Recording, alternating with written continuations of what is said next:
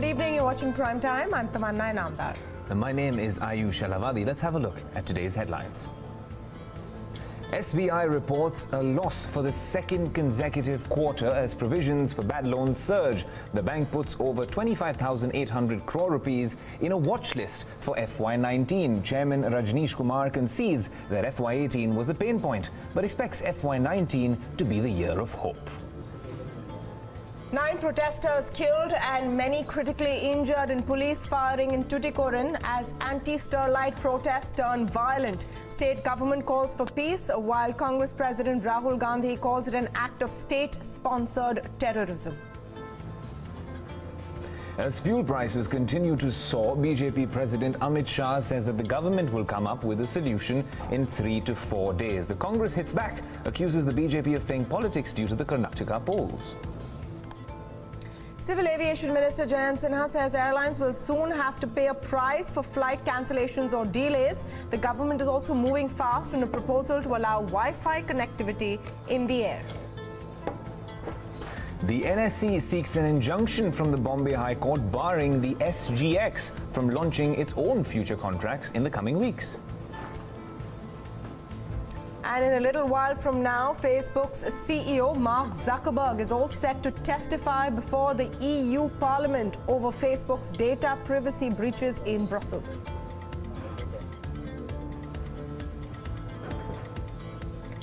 Well, India's largest lender, State Bank of India, reported a loss of over 7,700 crore rupees for the second straight quarter. This is the second largest quarterly loss reported by any Indian bank ever. Asset quality worsened in the quarter with slippages and provisions for bad loans rising further. Vishwanath Nair joins us now for more on the story. Vishwanath, in fact, spoke with the bank's chairman Rajneesh Kumar also a little while earlier.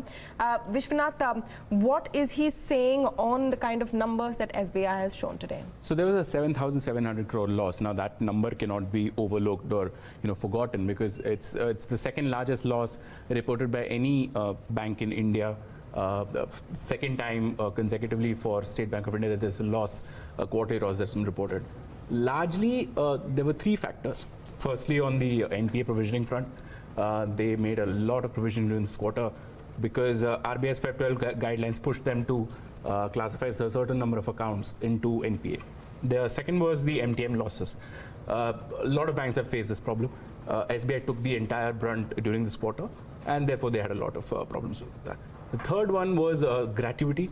They had to provide against gratuity for the employees. So, 3 things put together led to this massive loss. But the NPA problem, that has been a consecutive feature in SBI's books for the last few quarters now. This quarter, the number is looking 33,000 crore worth of loans fell into the NPA category just during the 4th quarter. So, that number looks pretty bad for them. SBI believes that FY19 and FY20 is going to be the year when things turn around for the bank, and by the end of FY20, that is March 2020, they should be all good, and it can go back to the full growth path that they've been on for the last few years now. Now, when you talk about FY19 being the year of hope, that's what he said, and that's an interesting comment coming from him, considering he concedes that FY18 was a pain point for the lender. What was the management outlook for the near future? Well, so a few things that they've outlined for the next 2 years. The first point is that they want to bring down the NPA ratio to below 6%. Now, remember that in March 2017 was when they merged a bunch of banks, 6 other banks, 5 of their associates and 1 Bharatiya Mahila Bank with themselves, because of which the NPA number spiked significantly. Now, by the end of this financial year, FY18, it was at the gross NPA number was at about 10.9%. They want to bring it back down to below 6%, which is what the SBI run rate originally was. They want to bring down the net NPA ratio below again. So while doing all of this, they also want to continue with their growth path. They're taking away a lot of the stressed asset management functions into a specialized unit within the bank, because of which their credit growth will grow strongly. The credit growth is expected to grow to over 12% by March 2020. It's currently at about 4.5%. So, a bunch of things like that. They have a negative return on assets at this point in time. They want to reach about 1% by the end of these 2 years. So, a complete roadmap with a few features that they want to do, with a bunch of internal reorganization that SBI has initiated, which is likely to get over by the end of this month. So these things will play out over the next 2 years, and hopefully, according to Rajesh Kumar, these things should help the bank come back and go to its feet. Well, let's in fact play a clip from the interview Vishwanath and I did with Rajneesh Kumar earlier today. The 7,700 crore number is coming from a couple of factors. One is, of course, the loan loss provisioning has been very elevated. And apart from that, there has been a mark-to-market provision of 6,000 crore. Gratuity, the amendment came just on 25th or 26th March, and that put a burden of 900 crore straight in the last quarter. So these are some of the factors which have impacted the profit.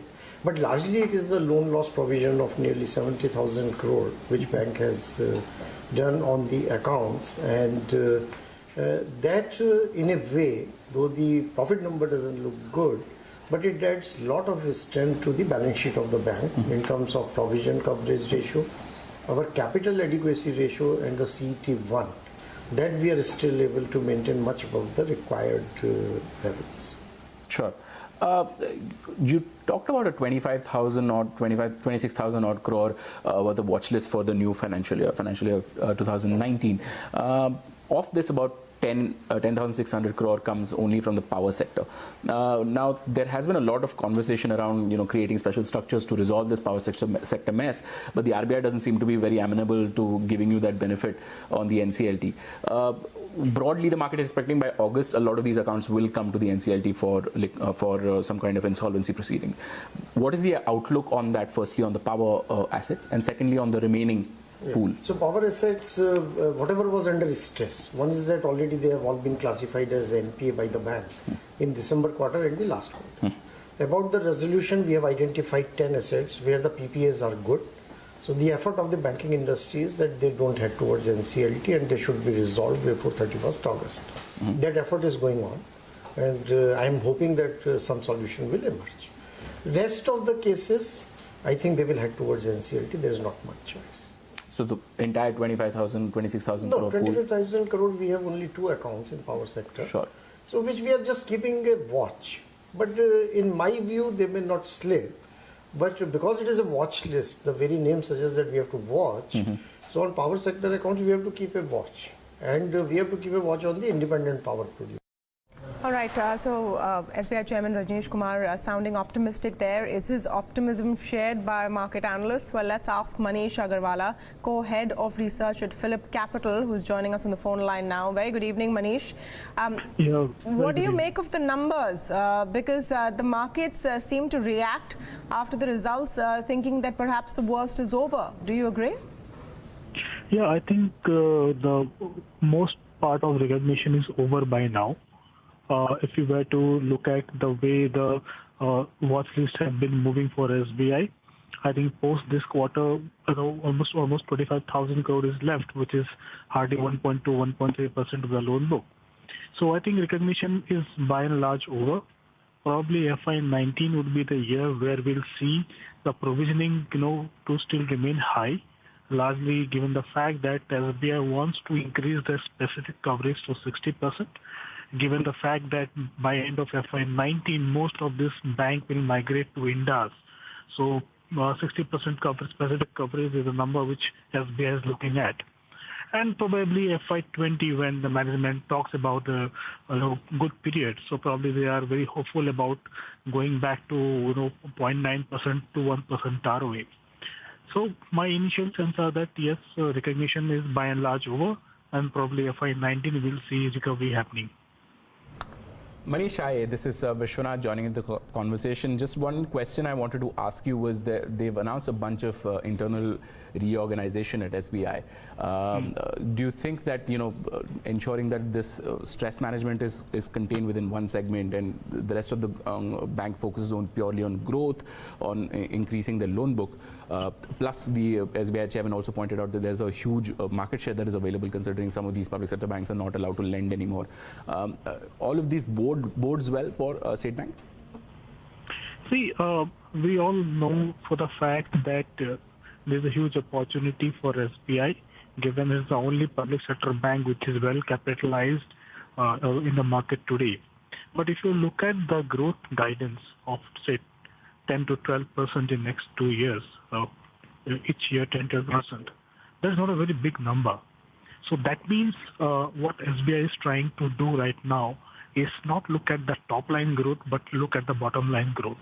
And that has been the dramatic change which we witness in SBI strategy, that not focus on the top line, rather focus on the bottom line. Because if you see the history of SBI, they have never made an ROA beyond 0.9%. So if they are able to achieve that in next 2 years, I think it will be a very strong comeback for them. All right, Manish, thanks so much for speaking to us. Vishy, thanks so much for those insights as well. Now, moving on, protests demanding the closure of Vedanta's Sterlite copper unit in Tuticorin turned violent today. According to ANI, 9 people were killed as police opened fire at the protesters. Section 144 has been imposed in and around the Sterlite unit in Tuticorin as well. The protests against the Sterlite plant have been going on for months. Protesters allege the water in the area has been contaminated due to the plant's operations. They also claim they are facing severe health issues due to the unit. Sterlite Copper maintains that it has received necessary permits and has not violated any norms. Opposition leaders, including DMK's M.K. Stalin, have condemned the police action. Tamil Nadu CM Edappadi Palaniswamy has appealed to people to maintain peace. Dhanya Rajendran, editor-in-chief at the News Minute, joins us on the phone from Bengaluru. Dhanya, thanks so much for speaking to us on Bloomberg Quint. Now, this is obviously a very unfortunate series of events that we're reporting from Sterlite. But do you have any updates from the ground out there in terms of what exactly transpired today and why these protests turned violent? Well, there were actually 2 groups today protesting in Tuticorin. So, just to quickly summarize, 2 days ago, the government authorities had called for a peace committee meeting. Now, there are various groups who have been protesting in Tuticorin for almost 100 days now. In fact, today was the 100th day of the protest. So some of the groups went for the peace committee meeting, which was called by the government. Some others did not. The government had said that people cannot march to the collectorate. But a lot of groups were really angry because they believe that Section 144 had been imposed around the Sterlite copper plant as the government was allowing workers to go ahead and build a second unit inside. So the first unit of the Sterlite copper plant has stopped operations for now as the Tamil Nadu Pollution Control Board has retracted the license. But a second unit, according to villagers there and people in Tuticorin district, a second unit is being constructed. So thousands and thousands of people today, including women, children, disabled, transgenders, everyone marched the collectorate. A group of people broke through the barricades and they went inside the collectorate, which is when police started firing. But very, very damaging visuals are coming on Tamil channels like Pudhiya Talamurai and News 18 Tamil Nadu. These visuals show policemen in plain clothes. We can see them standing, lying down on top of vans. They actually are carrying things which look like assault rifles. We can clearly see they're taking aim and shooting. So I think the Tamil Nadu government has to give an explanation as to why were cops, why were policemen in plain clothes actually taking aim at the protesters. This did not look like a group of policemen who had to shoot at protesters because they were barging in, but this looked like very calculated action by policemen who were clearly standing at quite a distance from the protesters.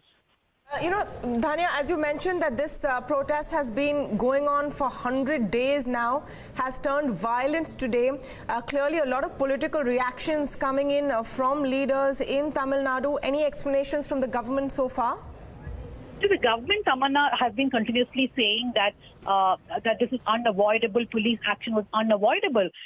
We were actually even ready to look at the government version because perhaps when people barged inside the collectorate, the police had no option. But like I said, the visuals that have come now clearly say something else. Now, most of us have covered a lot of protests like this. I've never seen policemen, sitting on or standing on top of vans and taking aim at protesters. The government needs to give an explanation about how this happened. 11 people have lost their lives. They've been killed in cold blood. Why were they not shot in their legs? So many people apparently have been shot in their chest is what journalists who are standing in the hospital are saying. All right, we will be tracking that story right here on Bloomberg Quint and of course on the News Minute. Thank you so much, Dhanya Rajendran there, Editor-in-Chief of the News Minute. Now, petrol and diesel prices were hiked for the 9th day in a row, adding to the burden of consumers. The price of petrol was hiked by 30 paise today to 84.4 rupees a litre in Mumbai, and diesel was raised by 27 paise to 72.21 rupees a litre, according to data released by Indian Oil Corporation Limited. And it looks like the issue of rising fuel prices is becoming political as well. BJP President Amit Shah today, in response to a Congress press conference, said that the government was very serious in its attempt to help the common man. जहां तक तेलों के दाम का सवाल है, सरकार इसको गंभीरता से ले रही है। कल पेट्रोलियम मंत्री का सभी तेल कंपनियों से ही मीटिंग है और एक फॉर्मूले के तहत दाम बढ़े हैं। इस पर क्या विचार करना, मुझे लगता है सरकार में उच्चतम स्तर पर इसकी चिंता हो रही है। 2-3 दिन में, 4 दिन में इस पर कोई न कोई फॉर्मूला या तो कोई समाधान ढूंढने के लिए हमारे सरकार में जो बैठे हैं वो कार्यकर्ता निश्चित प्रयास करेंगे। हम ये जानना चाह रहे हैं, पिछले 4 साल से अंतर्राष्ट्रीय मूल्यों में गिरावट आई, आपने अब तक क्यों नहीं उपभोक्ता को वो लाभ ट्रांसफर किया? और 10 लाख करोड़ जो आपने अर्जित किए हैं उसका क्या हुआ? क्यों आज भी उपभोक्ता, आज तो खैर अनप्रेसिडेंटेड है, सबसे ज़्यादा कीमत इतिहास में पहली बार अब हुआ है। हमारे वक्त अंतर्राष्ट्रीय मूल्य ज़्यादा थे, तब इससे कम था। ये इसका कारण बताइए, और वो पैसे का आप कर क्या रहे हैं ये बताइए, जवाब दीजिए। और क्यों नहीं आप एक स्पष्ट नीति लाते? जीएसटी है, जो भी है आप लाइए, स्पष्टता लाइए, फिर अपने आप उपभोक्ता को लाभ मिलेगा। Well, what are the options before the Modi government right now, and can they withstand the brunt of the political attack on rising fuel prices? We're going to talk a bit more about that on Primetime Debate. Apart from the BJP and the Congress representatives, we're also speaking with Madan Sabnafis, Chief Economist at Care Ratings, as well as A.K. Bhattacharya, Editorial Director at the Business Standard. All right, let's move on to some good news for domestic air passengers. Minister of State for Civil Aviation Jayant Sinha today said that the government is working on a draft passenger charter that will deal with issues relating to flight cancellations, delays, loss of baggage, amongst other issues. The charter will be made public to invite feedback from all stakeholders. As per the new draft charter, passengers will be eligible for a full refund if they cancel their booking within 24 hours and 96 hours before their scheduled departure. In case of delayed flights, a passenger is eligible for a full refund if the airline communicates the same 24 hours in advance. Minister of State for Civil Aviation Jayant Sinha said the new rules will safeguard interests of both passengers and airlines. Cancellation charges have been a major point of friction between airlines and passengers, and we have been in consultations with all stakeholders, and of course this draft passenger has now been released in the public domain for public consultation. So of course we want inputs from all stakeholders on this, but because it has been a point of friction for so long, we have tried to balance it out and come up with something that is very passenger friendly while protecting the airlines to some extent. All right, let's remind you, this is a draft aviation charter right now, so effectively it's a government proposal. Let's hope it goes through, at least on the bits that are consumer friendly. Jitendra Bhargav, aviation industry expert, is joining us for more on this. How feasible are some of these proposals, Mr. Bhargav, especially the one where an airline has to compensate for a 4-hour delay? I'm asking this because a lot of times these delays are because of repairs or too much traffic at busy airports. You see, we must look at the whole proposal in totality. It basically shows the intent of the Civil Aviation Ministry that they have finally paid heed to what passengers have been wanting. The past has not been all that glorious as far as the Aviation Ministry is concerned, because it was the airlines which had their influence on the ministry. But this is the first time we are seeing passengers' interests being taken care of. Now, there is going to be issue of implementation of various proposals, because question is, does the Ministry of Civil Aviation or DGC have the requisite manpower with expertise to honor and implement the thing? The answer is no. So government will have to create a mechanism for doing it. Some of the issues are a little impractical. Take, for example, it says that if the aircraft is on tarmac, they will be served hot snacks to the passengers. Now, is it possible to serve hot snacks within 60 minutes time and yet take off after the 60 minutes time?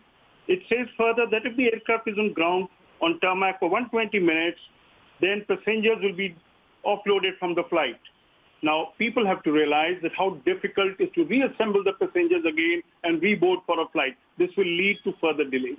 In aviation industry, we use a term called creeping delay.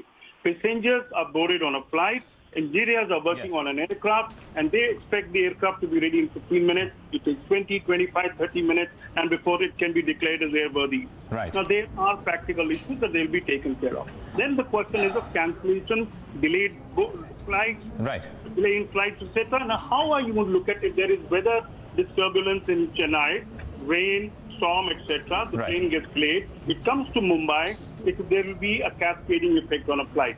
How are you going to pinpoint Ms. Bhargav. this is an airline fault? No, absolutely, Ms. Bhargav. Just to get your take on this very quickly. Now, those are some of the highlights of the charter. But the fact that Mr. Sinha says that this would come into effect in the next couple of months, there's a long process in terms of getting everyone's views in from all stakeholders. Do you think that's a realistic expectation that we can have this charter in place, like Tamanna is saying, to be a consumer-friendly one in the next 2 months?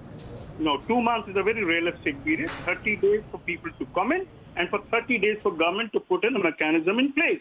Now, it is but natural that the airlines will be the only stakeholders not welcoming these measures because there is a cost effect on the airline industry. But as long as the ministry takes necessary safeguards, that airlines' interests will be safeguarded, they will take into consideration external factors beyond the control of an airline that leads to a flight delay.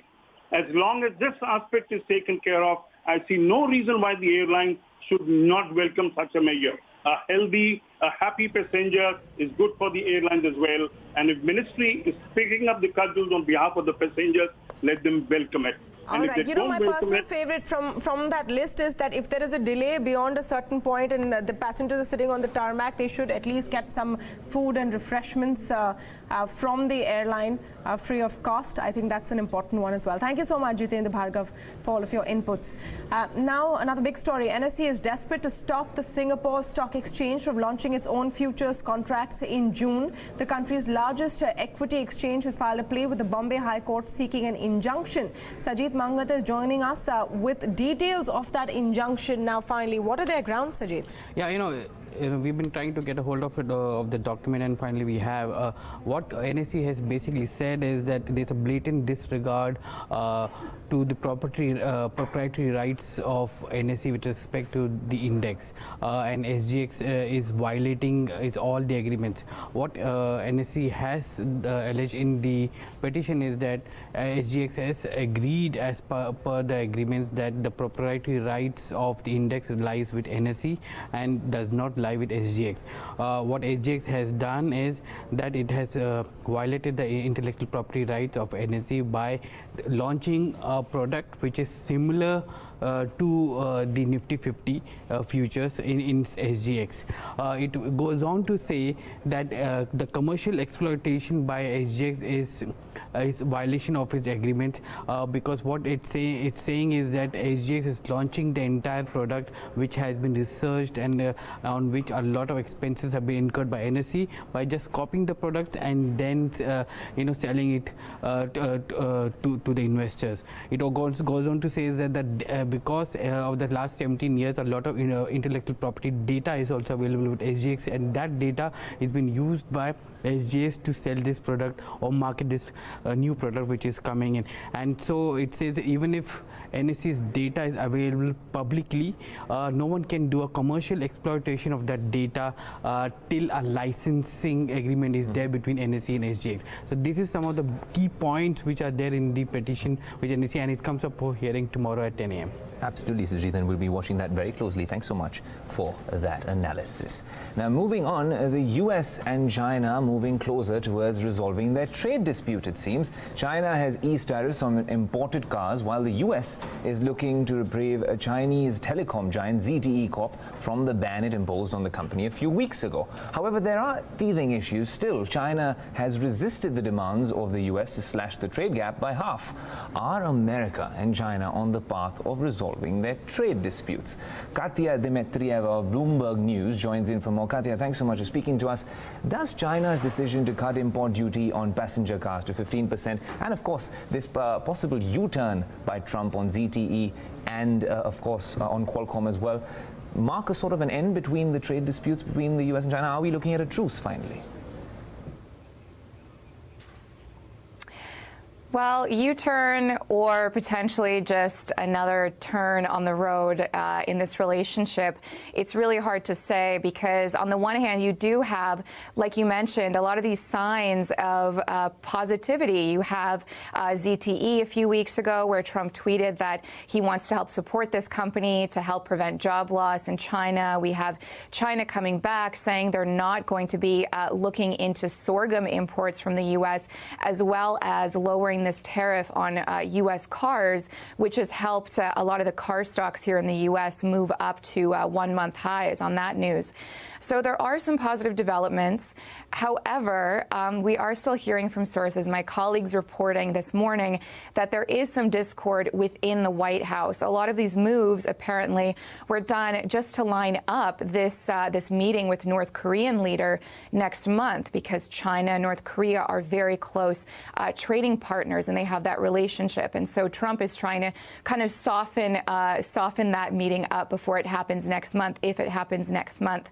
So you have a lot of these positive signs, but internally as well, I should say that there's a dividing line. So you have on the one side trading hawks, and on the other side you have people who want to have this more conciliatory approach. So Peter Navarro being on the hawkish side, he's also the one who is in Beijing and had a few issues a couple weeks ago where they weren't sure if he would be participating in future discussions because of his quote-unquote behavior in that country. He also wrote a book called Death by China, which gives you some idea of what that kind of behavior was.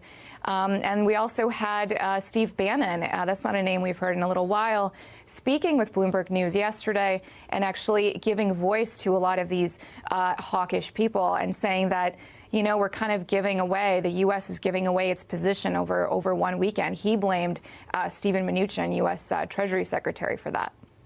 All right, so a lot of politics there, a lot of, it's a slip between the cup and the lip sometimes, so let's see how that story pans out. Thank you so much, Katya, for joining us with all of those inputs.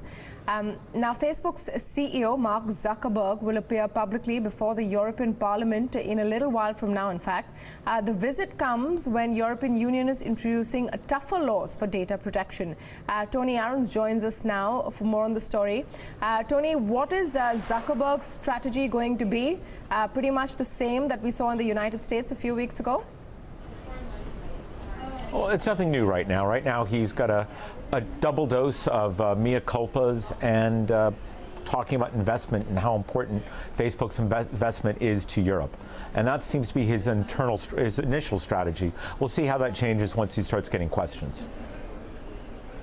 Right, Tony, you know, and also considering, of course, that is one of those things that seems to be on the agenda, but also, you know, I'm glad you could speak to us again today, because at the end of the day, considering that we're inching closer towards a GDPR, do you think that would perhaps have any bearing on the way he approaches this, and that would make it very different from his testimonies in the US especially? Well, GDPR kicks in on Friday, just a few days from now, and privacy is a much, much bigger issue in Europe than it is in America. It's been on the front and center of the electronic debate for years here, where it's really just coming to that level in the U.S. And I think the lawmakers are going to be much more interested in what he has to say about that and his answers. All right, thank you so much, Tony, for speaking with us here on Bloomberg Quint. Now, the southern state of Kerala is on high alert as 10 people have died from the Nipah virus. The virus affects both humans and animals and is understood to be primarily spread by fruit bats. Here's everything you need to know about this deadly infection.